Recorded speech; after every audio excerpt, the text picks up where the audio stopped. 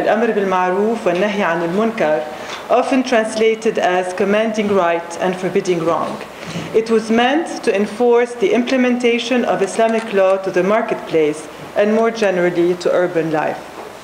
This paper argues that in addition to the strict upholding of what Islamic law describes as halal, the sections of the manual dedicated to the do's and don'ts of food production demonstrate a genuine interest in the people's welfare in terms of urban planning, hygiene, and health, as well as a refined appreciation of gustatory, olfactory, and visual pleasures. The term hisba refers to two different things that share the important common ground of commanding right and prohibiting wrong. On the one hand, it refers to what is believed to be the divinely imposed duty of every Muslim to perform the qur'anic injunction. Any individual enacting the duty is called a muhtasib. On the other hand, it stands for a specific public office held by a state officer who is also called a muhtasib. In the case of the latter, the duty of every Muslim to command right and prohibit wrong is appropriated and performed by the representative of the ruler or the state. Historians agree that it was during the Abbasid period under the Caliphate of al-Ma'mun that the state office of hisba was established. It was aimed mainly at the implementation of Islamic law to the marketplace and led to the transformation of Amil al-Suq or Sahib al-Suq, the old market inspector of the Madinese and Umayyad periods, into the official muhtasib of Abbasid times. The instauration of the office of hisba led to the emergence of a new literary genre in the form of manuals of hisba. The main significance of al-Shayzari's manual is that it is the oldest we have, originating from the Arab Islamic East in general and from Syria in particular. It includes 40 chapters, 14 of which are dedicated to the selling or the production of food. The food trades of the marketplace described in al-Shayzari's manual may be grouped into three main categories. The first one pertains to the trades associated with cereals and bread, such as the grain and flour merchants, al-hububiyin wal-daqaqin, and the bread makers, al-khabbazin. The second category includes the trades involved with the selling or cooking of meat, fish, or poultry, such as the slaughterers and the butchers, al-jazzarin wal-qasabin, the sheep roasters, al-shawayin, or the makers of harisa, al-harrasin, and also the makers of sausages, al-naqaqiyin. The third category concerns the baking of sweets. It includes the pastry chefs, al-halwaniyin, as for example, the makers of Zulabiya. As for the grocers, as-sammanin, they formed a group of their own since they sold a variety of goods which belonged to none of the above-mentioned categories. They sold mainly dried fruits, such as dates and raisins, spices, such as curcumin, caraway, and cumin, oils such as sesame oil, which seems to be a favorite at the time, in addition to a variety of cheeses, dips, and henna. Before addressing the do's and don'ts concerned with food production, it is important to gain an overall impression of how decisions regarding the location and architectural features of the shops belonging to the food industry reflect a genuine concern for the people's welfare. As it is still the case in traditional souks today, the people of each trade were allocated a souk of their own. Al-Shayzari explains that this was more convenient to the customer and more lucrative to the tradesman. The location of these various souks was determined in part by the specificities of each trade. Since baking and frying required the use of wood, the muhtasib was asked to move the shops of the cooks away from those of the makers of perfumes and of the drapers for lack of compatibility. As for the oven owners, al-farranin, the muhtasib had to ensure that they were not only located in the market, but also on the roads and the outskirts of the town because of the great need that people had for them. And similarly, the groceries were also not only within the market, but also in the neighborhoods and on the roads situated on the outskirts of the marketplace. Finally, the makers of sausages needed to be placed in the vicinity of the muhtasib's booth because the frauds of their trade were so numerous that they required constant supervision. The streets of medieval markets were not paved, and consequently, sidewalks forming roofed passageways were found on both sides of the main thoroughfares for people to walk on, especially in wintertime. Shop owners were not allowed to set out their benches onto the sidewalks so as not to obstruct the passage of pedestrians. The same applied for any potential source of harm to people walking on these sidewalks. The butchers, for example, were forbidden from displaying their meat outside their shops. They were required to keep it inside to prevent people's clothing from sticking to it or getting spoiled by touching the meat. A similar interest for people's comfort enforced the architectural designs of some of the shops, namely those of the cooks and the oven owners, al-farranin. In order to let the oven smoke out and prevent people from being harmed by it, the ceilings of these shops had to be elevated, large vents located at the higher end of the front wall, and their doors had to be kept open. The concern for appropriate architecture and location was paralleled by a clear awareness for the need to ensure the availability of basic food staples such as bread. The muhtasib required the flour merchants to deliver daily a specific portion of flour to the bread makers, who were in turn assigned a specific quantity of bread to be sold daily, to be baked daily, These measures aimed at making the needed amount of bread available to the city dwellers, and it further sought to protect the country from any disruption of the peace provoked by the scarcity of bread. Public welfare was not limited to issues of zoning, architecture, and food availability. It also addressed matters related to hygiene and health. The enforcement of sanitary measures ensuring proper hygiene in the daily production of food was part of the muhtasib's daily routine. Flies, vermin, and dust, as well as human hair, breath, and mucus were the main enemies that needed to be prevented, eradicated, or contained at all times. A fly whisk, salt, and very hot water were the basic equipment needed for proper hygiene. The cooks were required to use boiling water for cleaning their utensils, such as pots and pans.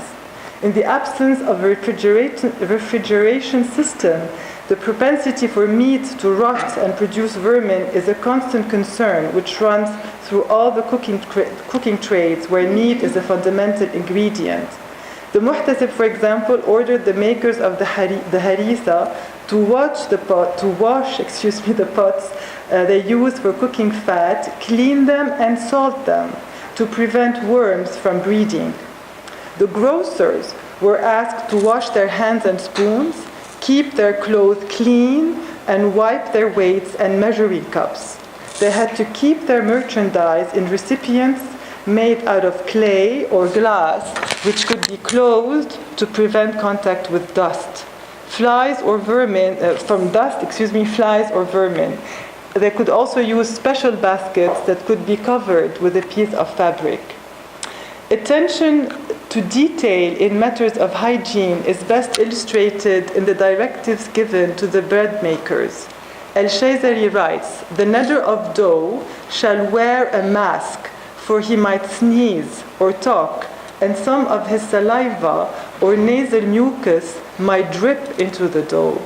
He shall tie a white headband around his forehead to prevent sweat from dripping into the dough, and he shall shave his arms to make sure that no hair falls into the dough. He shall have a person with a fly whisk in his hand to keep the flies away at all times." The concern for hygiene and health were intricately linked. However, good health requires more than just proper hygiene. Al-Shayzari's medical knowledge informs some of the regulations aimed at protecting the people's health. For example, cooks are asked not to place food in vessels made out of lead when still hot, for the physicians have said that it is poisonous. They are also prohibited from cooking different types of meat together because a person convalescing from sickness might suffer a relapse from eating a mixture of different types of meat. The market was a place teeming with all kinds of smells and colors that might offend, appeal to, or soothe the senses. The regulations concerning cooking instructions reveal acutely developed olfactory, visual, and gustatory sensitivities, which in turn inform us about a range of cultural affinities in matters related to smell, sight, and taste. These inclinations become important factors in setting rules for the attractive display of food. Finally, appeal to the senses is used for checking frauds as well as conformity to the rules related to hygiene and health. Al-Shayzari explains it is not possible to adulterate food without preventing the way it tastes and the way it appears. Gustatory inclination related to both salty and sweet dishes guide the muhtasib's directive to the bakers, the cooks, and the pastry chefs. The excessive use of fat in cooking was evidently not appreciated. The muhtasib was required to keep an eye on the cooks and make sure that they don't use too much fat and not enough meat. In a similar vein, al-Shayzari explained that the people have a great dislike for semolina because it absorbs much more oil than fine flour does. As for fish, it is best appreciated when fried in sesame oil. And when it comes to pastries, sweet and sour is not a mixture. It's not a mixture which was appreciated at the time. Al-Shayzari writes, no salt should be added to the Zulabiya dough because it is eaten with honey. One would feel nauseous if it were salted. The need to preserve the purity of taste of specific kinds of food is often depicted. This meant that fraud consisted mainly in mixing different kinds of food. The purpose of fraud being either to accentuate a certain flavor or add weight to the merchandise to increase its price. The regulations related to the use of meat were thus mainly concerned with the separation of goat from sheep meat, indicating that these distinct flavors had different adepts. Eyesight was an important tool in regulating meat display and preventing the butchers from mixing different types of meat. In the butcher's shops, the muhtasib required that the goat meat be stained with saffron to differentiate it from the rest. Goat tails should be left hanging on the meat until the last piece is sold. Goat fat is known for its whiteness and clear color, while sheep fat is known for its strong yellowness. In instructing the sellers of sheep heads, the muhtasib requires that they place the goat trotters in their mouth to differentiate them from the sheep so as not to confuse the inexperienced customer. And the distinguishing mark of the sheep's head is that it has the eye has a hole under it where there is nothing below the goat's eye. And the goat's snout is small at its basis, unlike that of the sheep. People finally could bring their own dough to the farranin to have it baked or fetch their fish to have it fried. When people's dough started piling up, the cook was required to mark each portion with a specific sign to differentiate it from the rest and prevent everybody's bread from getting mixed up. The oven owners were also required to have two different ovens, one for the baking of bread and the other for the baking of fish.